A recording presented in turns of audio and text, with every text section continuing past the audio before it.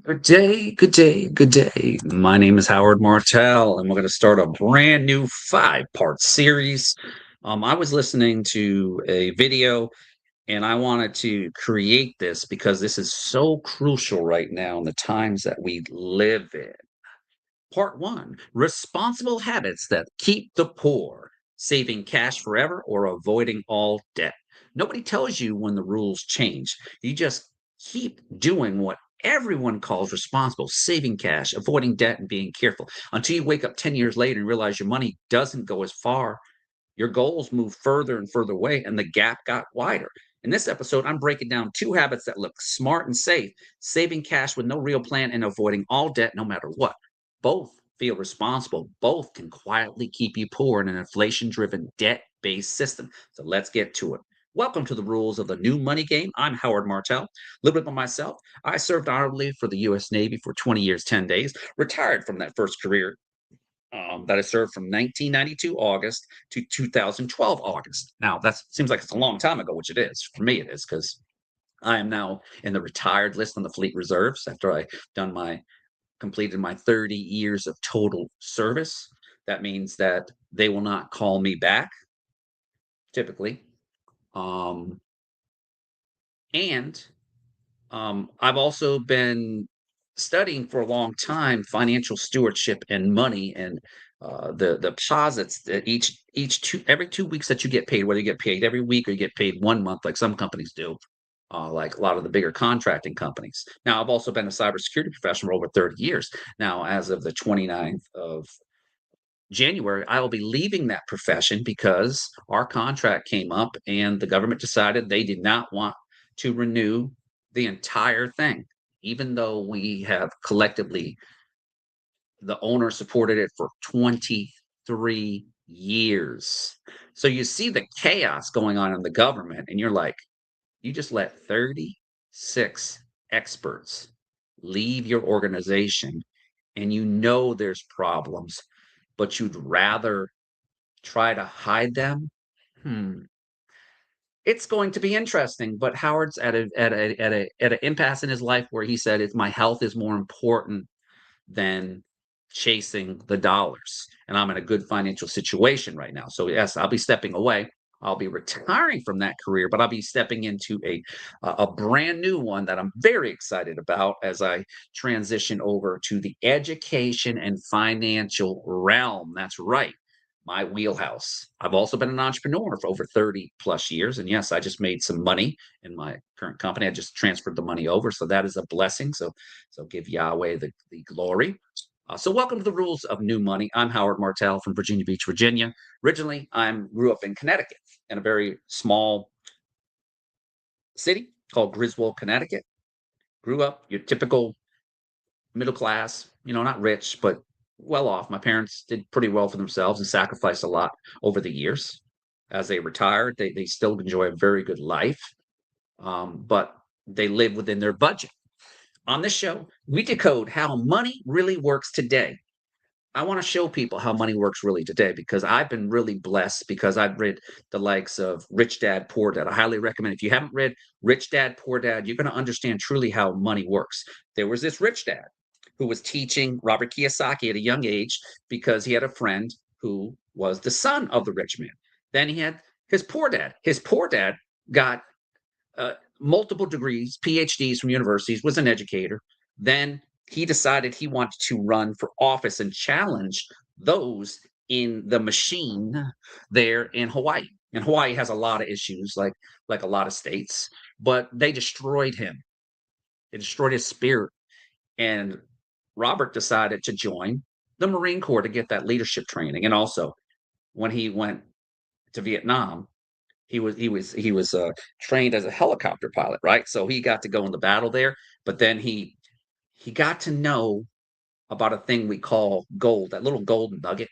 He went to he went to this village, him and this other guy, this other Marine, to go get the gold. And this young Vietnamese or this older Vietnamese lady was eating like this cane kind of stuff that makes your teeth yellow. And he said, "We're looking for the gold. You pay spot price." He's like, "Spot price? What's that?" Spot price is what the world determines what that gold is worth. Now, gold, I'm gonna go right now what it's worth in the futures right now. You're gonna be blown away what it's worth, right? So right now it's worth $4,627.50. Okay. Right now it's down $10. Who cares? What's happening is it's showing the true value of the currency, which is the dollar, with a reserve currency, where we have so much chaos in the world. When chaos happens and inflation happens, it's a friend to these metals. Now, silver, Howard, that's his wheelhouse. He's been doing that for 5 years. Silver right now is at $91.65. It's down $2. Really? That's a scrape when I've been buying it the 20s and the 50s. Okay. Think about it. There are going to be people like myself in the next couple of years with this bull run that's going on, because we are in a portion right now, people. I'm going to tell you, there is a mineral war going on. It's about resources right now. It's not about invading Greenland. I'm telling you, it's about the resources that are on in God's good ground in that Arctic area. It's the eighth. They have the eighth largest mineral deposits. How do I know this? Because I follow people who are in the know. I don't follow the mainstream media who's clueless and wants to divide you. I follow people who I trust, and then I do my deductive reasoning like we do in my inductive Bible study. I use observation, interpretation, and application. And then I compare to what other people are saying. I look on the global scale. Okay. So I'm well versed in this stuff, and I sleep very well because I have insurance. I have insurance that my Lord and Savior Jesus Christ has put me in that position as a steward of that silver, and he has multiplied it last year alone 147%. You want to know who I go to? KEPM.com. Check them out. Dr. Kurt Elliott, one of the largest precious metals dealers, incredible man of God, incredible mission, all their associates that they have. And this is the crazy part. He charges a massive little 8% one time. If I ever want to liquidate it, I just call him up and say, I want to liquidate some of my silver. Boom. Go through the paperwork, process it. I keep all those profits over those years. Now that's working in stewardship dollars. That's just an example, people. That's why I'm fired up about this study. So we talk about inflation, debt, and hidden habits.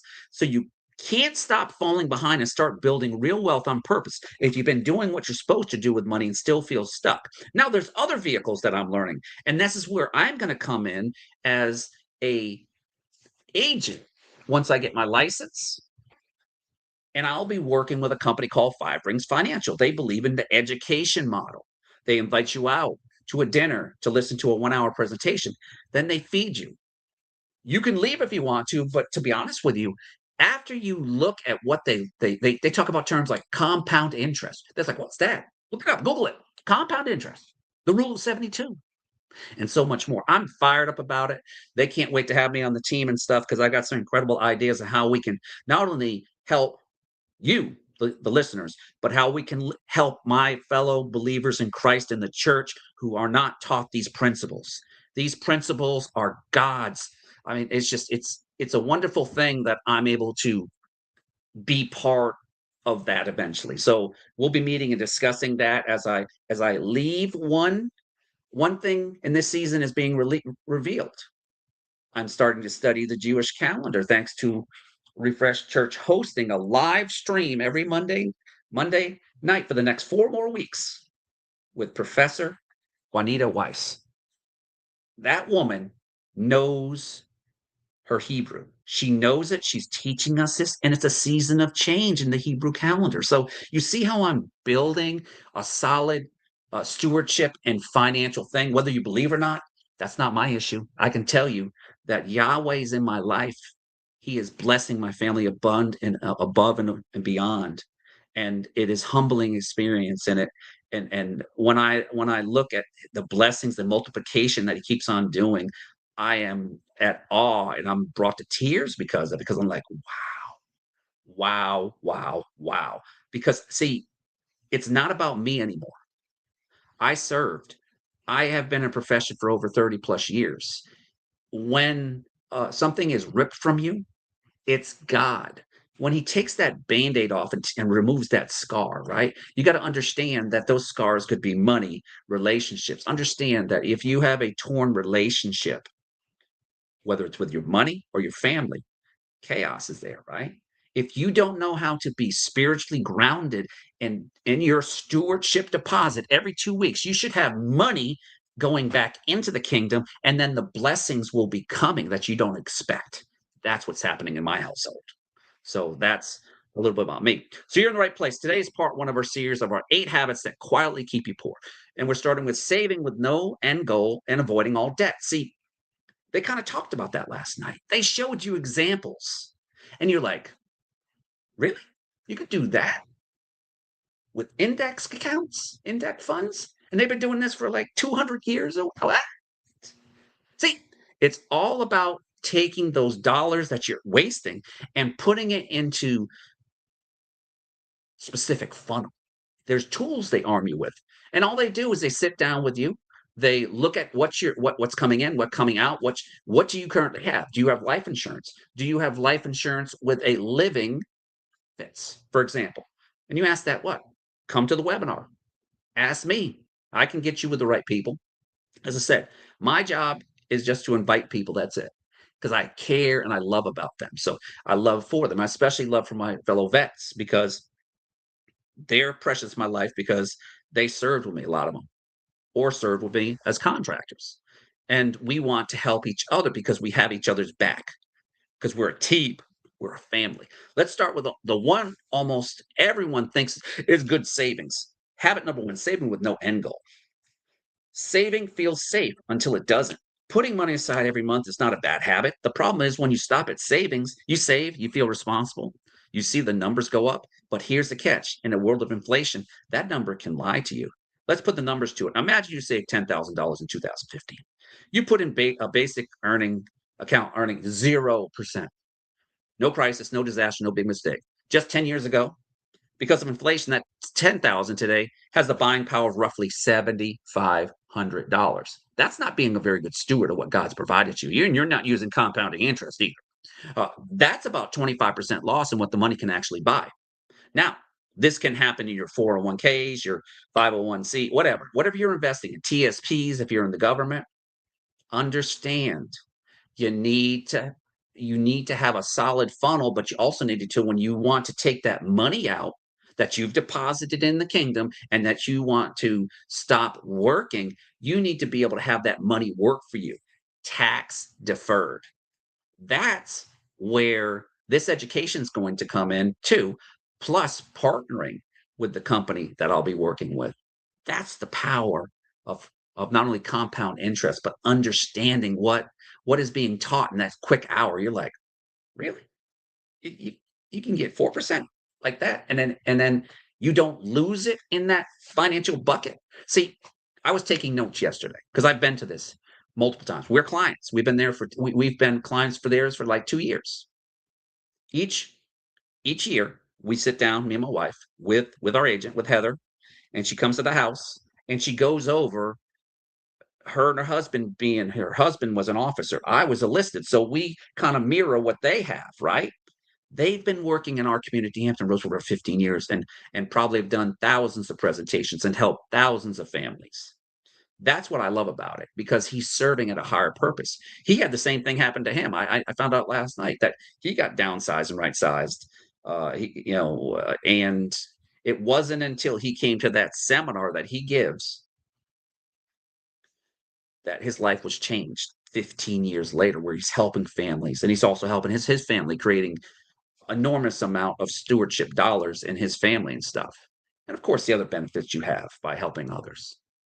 You did what everyone else told you to do. You didn't gamble. You didn't blow it. You just saved it and just left it in the bank. The bank is a bad place to leave your money. I'm just saying. Yes, it is safe. It is it is it is insured up to $250,000, but is it really? From what I've been studying, this is just my personal opinion. The FDIC does not have that $250,000 if you were to have that in there because they don't have the money. Because, see, it's the illusion of it, right? Money is fiat, it's a paper. It's only as good as the good credit of the United States, as the dollar is the reserve currency. And the agreement we had with Saudi Arabia back in the 1970s, if I remember my history right, is that they would agree that they would use the dollar as the petrodollar to purchase oil, and they would agree to use that in their currency, right? So we provide that, and we provide protection to the Saudi princes and his regimes. Now, let's flip this on the script. All these countries across the world, we call it the BRICS, they are tired that America continues to be the big bully by putting on controls and sanctions. And they said, "Hey, America, we're getting tired of dealing with you. So guess what? We're going to take those fiat dollars and we're going to start creating our own currency." So you see the chaos that's going on. This is great for God's money in the soil, which is gold or silver, precious metals. Just look, it did the same thing historically. You're protecting your wealth because you're being provided a resource that was from the ground. God mentions this as good soil. That's right, soil. So, would I rather have a well balanced, what they call a portfolio that has silver? Yes. Tax tax advantaged index funds that grow when it grows, and when the market goes down, you don't lose anything. But in your 401k and your TSP, you could lose a lot with all this craziness, right? So that's what we're going to do. We're going to show you truly how you can allow your money to duplicate, quadruple over time, compound interest, the eighth wonder of the world, as Scott talked about last night. Albert Einstein said the eighth wonder of the world, one of the smartest men. So if Albert said it, and if Jesus said it, must be right when it comes to precious metals, right? Riddle me this, Batman. Inflation quietly took 1/4 of your purchasing power. That's why saving feels safe until it doesn't. Why don't you feel the pain until it's too late? Inflation doesn't hit you like a car crash. No, it's a big moment. It's in the 2, 3 years. You barely notice it. Prices creep up a little, aren't you? I'm going to tell you an example. We looked at our bill last month. Our natural gas from $80 to $188. Why? They say, "Oh, we had to pass the buck to all you poor consumers because the data AI centers are sucking up all the energy." That's just one of the reasons. Greed is another. Supposedly a shortage of supply, even though we have it in the ground. It's natural gas. It comes from the good soil, right? Come on, people. If you know how to take those spiritual dollars, those deposits you get every 2 weeks, and you just put a little bit in it, and you're not touching money that you're getting, you're just duplicating it. You're protecting your stewardship dollars, or we call it your wealth in the world. But understand your wealth is because God allowed you to have it because he gave you those spiritual gifts. So whether you believe or not, like I said, that's not my problem. My problem is to teach you so you don't make the same mistakes I did, right? I wish what I knew at 25 that I knew at 19 because I started off with government EE bonds, for example, and earned a nice little thing, in a savings account. But I didn't know any better. But I got a book as a wedding gift called Dave Ramsey's. I don't know if it was Financial Peace University or whatever it was, but it invigorated me. And then I started reading books on other things: Robert Kiyosaki, Mike Maloney, all people that, and Jim Rickards, who's advised many presidents, used to work for the CIA on economics and how it works. If all these people are talking about it, even Kevin O'Leary from Shark Tank's talking about you need to invest real estate, hard assets right now, because people, it's getting real. It is getting real. The fraud that's being exposed in America is just a start. It disgusts me when I see this irresponsibility, but it doesn't shock me. Why? Because we were born into sin, plain and simple. Greedy, gluttonous, it talks about it in the Bible. That's why you got to get into the word. We call it the Bible. Somewhere around year 8 to 10, it becomes impossible to ignore. The number in your account hasn't changed, but what the numbers can buy has. Rent feels heavier. Homes feel further away. The same lifestyle suddenly costs more than you expected. The loss was slow, patient, and invisible. And it's not just it's insurance, home insurance going up, car insurance going up. I just gotta I just reduced my footprint because once I do start working, I'm just going to use it for personal use, not commuting anymore. Saved a measly $16. So I'm going to call up my progressive. I'm going to call Flow up and see if she can give me a better discount than that. God, really? I'm reducing from 10,000 miles to less than zero to, well, not zero, but to maybe 3,000 at the most, because I'm going to be just driving locally to appointments and to other places if I'm driving to appointments and stuff, or driving to events like to the Westin in Virginia Beach. I get to write that off as a business cost because I'll be running it like a business, just like I do with my other businesses. So the same lifestyle suddenly cost more than you expect. The loss was slow, patient, and invisible. No, it wasn't. You were ignoring it. You weren't following the trends. I get this thing called the Trends Journal that talks about the entire global community. It costs a few dollars a day. This dude, Jared Salenti, has been doing trends since the 1980s. He used to work in the political machine and did trends. He exposes it. His thing is he wants to be considered the Prince of Peace. He doesn't want to have endless wars. Endless wars means printing presses and inflation and more. And then also your young men and women going to war. People like myself who raised their hand said, yes, I will defend and support the Constitution of the United States. Our bodies are beat up, but our minds aren't. We are laser focused. I'm laser focused on kingdom culture. The reason being is because America, you don't run on Dunkin' Donuts. You run on Jesus. If you don't have Jesus in your life, you're going to have so much chaos. The devil is just there playing with you. And you thought this is a temporary hell. Just wait till you'll take your last breath, and then you got to answer to Jesus on everything that you've done here in his kingdom on earth. He only gives Satan a certain amount of power. But see, Jesus is the way, the truth, the light. He's the one who gives you the ability to breathe, the ability to do your job that you do, whether you like it or not. You should kiss the ground each day that he gives you another day to be in his presence. Just saying. Until it's compounded enough to matter. The real problem is stopping at savings. So the real issue isn't saving, it's stopping at savings, because while your money sits still, assets compound, prices reprice upward, and entry points move further away. See, what I love about what I'm going to be sharing with you is just simple concepts that we break it down to a basic high school math level: multiplication, division. When the market is up, you get a guaranteed point up to the standard amount, which is 11%, right? From there, the company will take, say, if it went to 14%, they keep that 3%. That's so they have leverage, so they can make that money, right?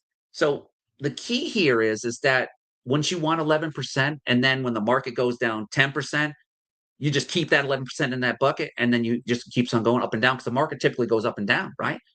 See, that's the power of compound interest. That's the power of index funds, because they align with groups of entrepreneurs and investors that truly know what's going on with the economy, because it's not the Dow that you have to worry about. It's how the money is managed. And if you could have a vehicle like that where you have a team that sits down with you every year and goes over, how are we doing? Do we need to adjust this to that? You can't beat that. And see, they don't take any money. They will not take any money out of your pocket, because you're just taking money from the stuff that you've already been paying for. They look at your entire budget and they say, hey, you have this, this, and this. Is there a way that you can take that away and that we can put it into this vehicle, into that bucket, that allows you to be a good steward of what's been provided to you? If so, we're going to show you how to get 4% each year. And if it goes above that, 4, 4, 4. And then you can do the same thing with your works 401k, because the 401k is an IOU to the government because you're going to owe taxes on it. So they'll show you how to do that. And I'm going to do the same thing with my works 401k. Once I do have my last day, we're going to discuss that. That's what I did with my wife's. When it came to her IRA, we invested a 10-year plan with them, and our money could triple by that time. And it's going to be for our retirement. So we can have a secure retirement where we're typically, yeah, I'm retiring now, but I'm still going to work, but I'm going to work my own hours because my health, And also, truly, I'm in a new season of my life.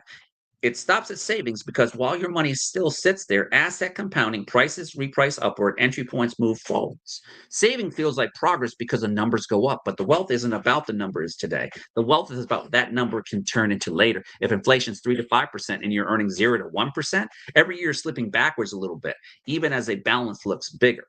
That's the trap. So what's the alternative? It's not never save. You ultimately need an emergency fund, of course, just a little bit, but it needs to be in an interest bearing account, not no 0.1%. If you can get 3 to 5%, they're out there.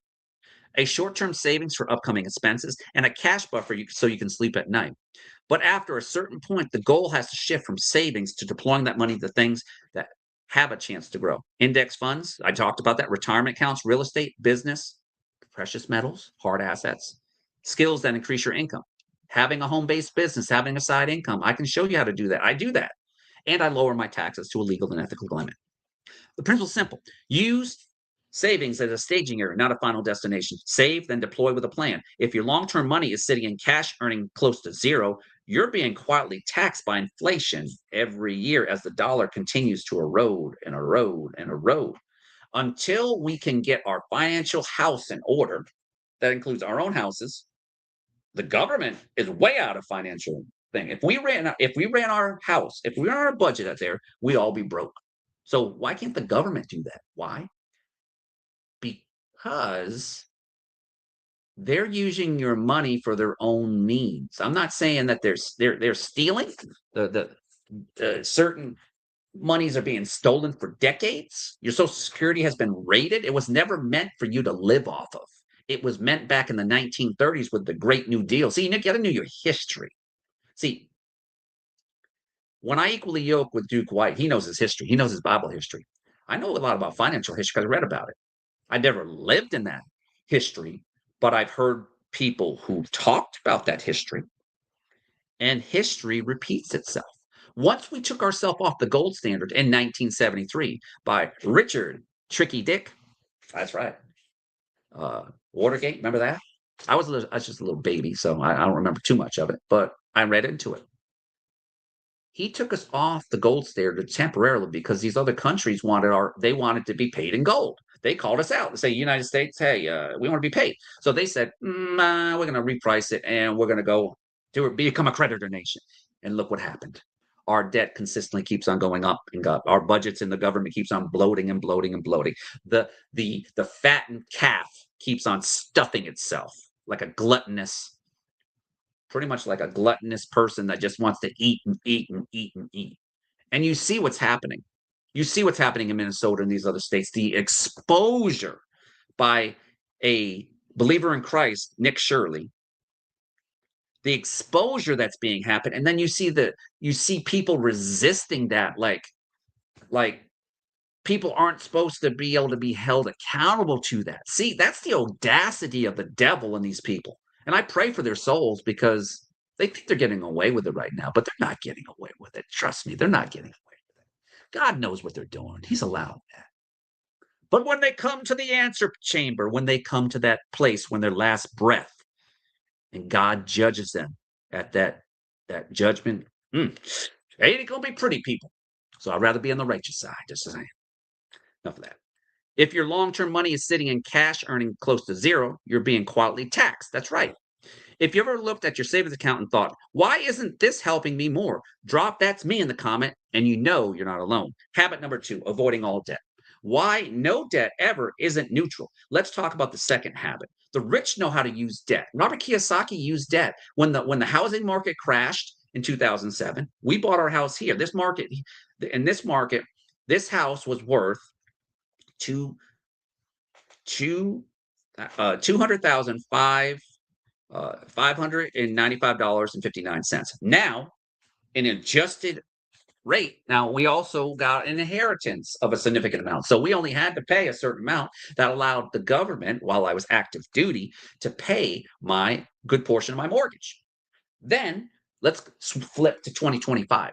This house right now in this area of Kempsville is worth $350,000. You see the price increase, but you see it costs more to build these houses now. And I live in an HOA, so I pay an HOA fee. Now, our HOA fee has been going up every few years.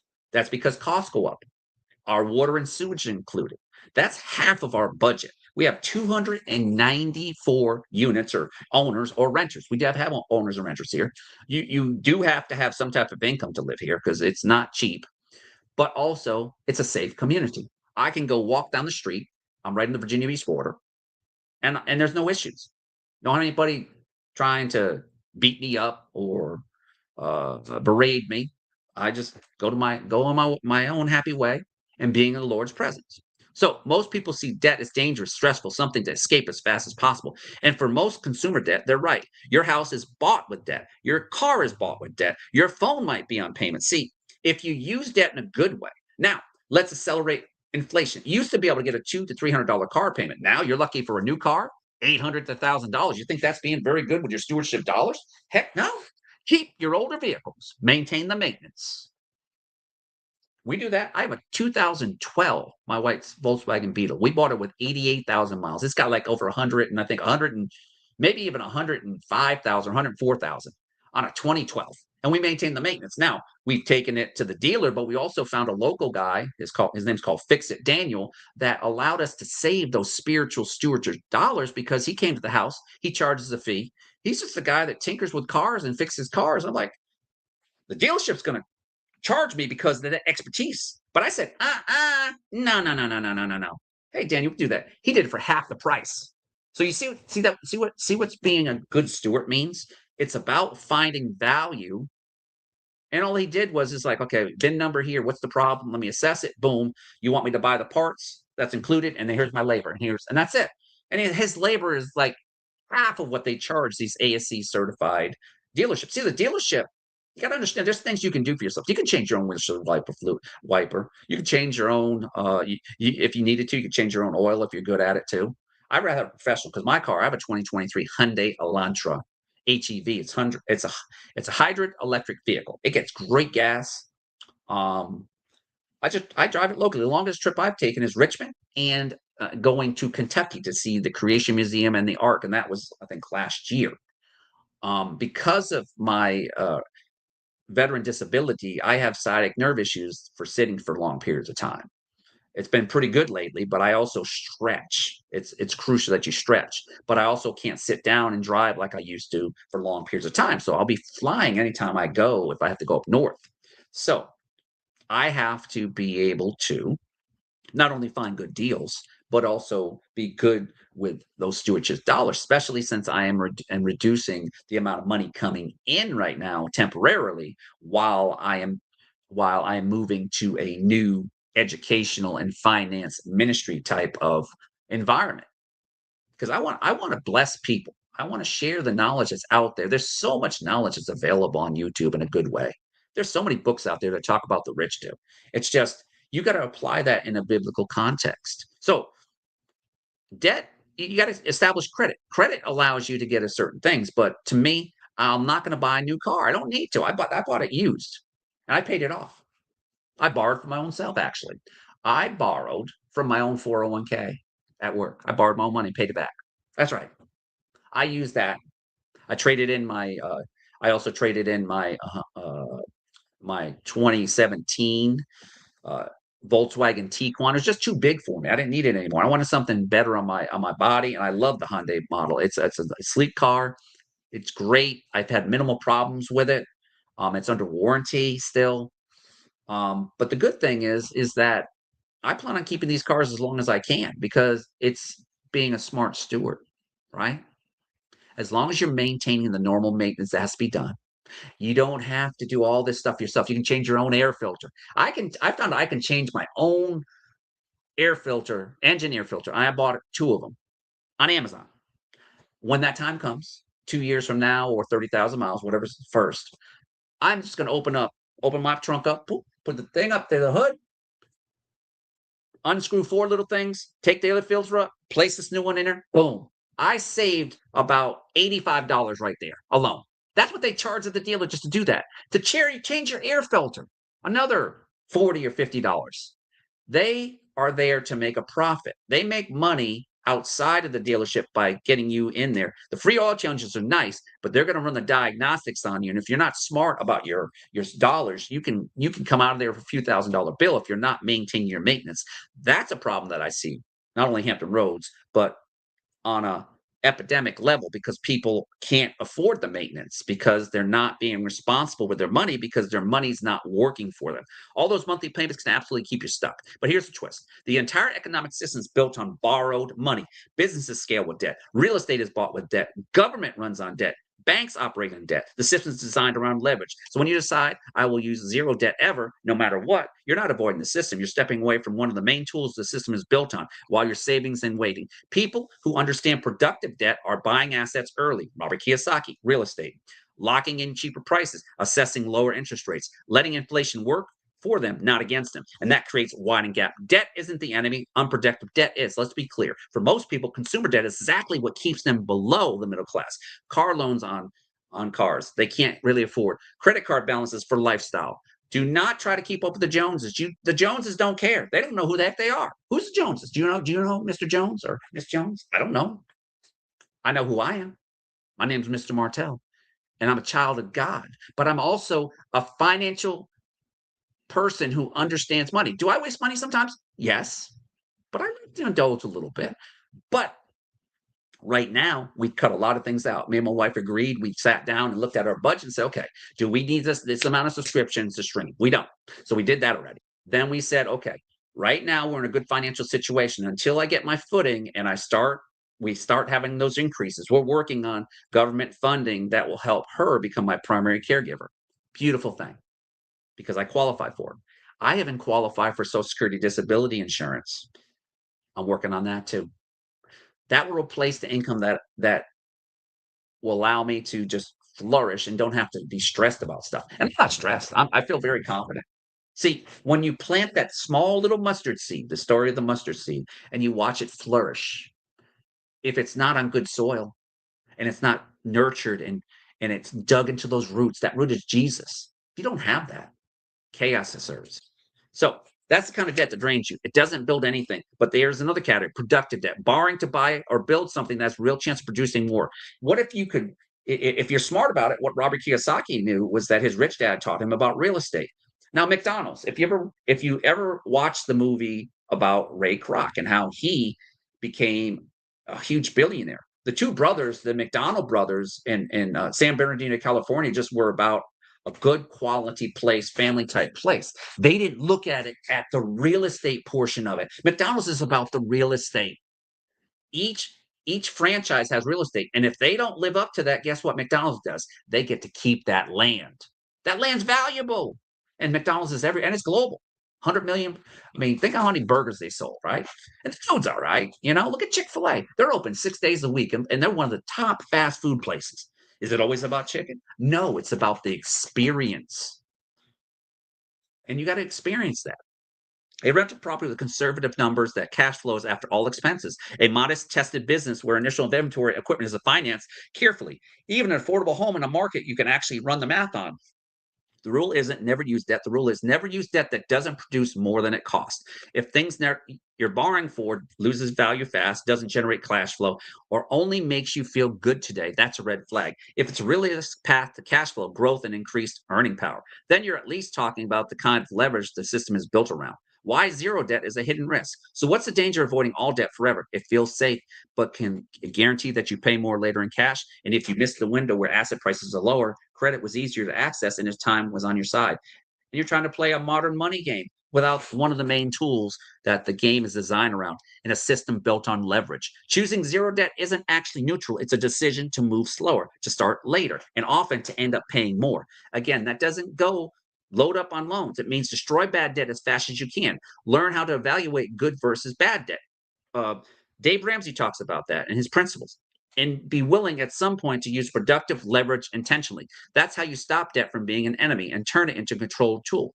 I'm curious, have you been taught all debt is bad and period? Type all debt in the comments if that's what you grew up hearing. The new rules for the new money game. Let's recap part one. 2 habits that look responsible can be quietly keep you poor. Saving with no end goal. Inflation eats your purchasing power. Saving is a staging area and not a final destination. New rule, save, then deploy into assets with a plan. Avoiding all debt. The system itself is built on productive leverage. Consumer debt usually hurts you. Productive debt can help you. New rule, never use debt that doesn't produce more than it costs. Your challenge this week, look at your savings. How much is truly emergency plus short-term needs? And how much have you been sitting and losing ground to inflation? Look at the view of debt.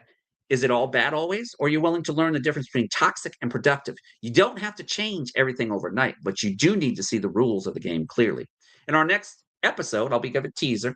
If this episode helps you and you see things differently, do me a favor, hit like so that YouTube shows it to more people. Subscribe to the channel, share it out so you don't want to miss the rest of the series, and share this with at least one friend or family member that you love or care about who's been doing everything right and still feels stuck. In part two, we're going to look at two more hidden habits. Always playing defense and waiting certainty before you move, and why those can quietly price you out of the best opportunities.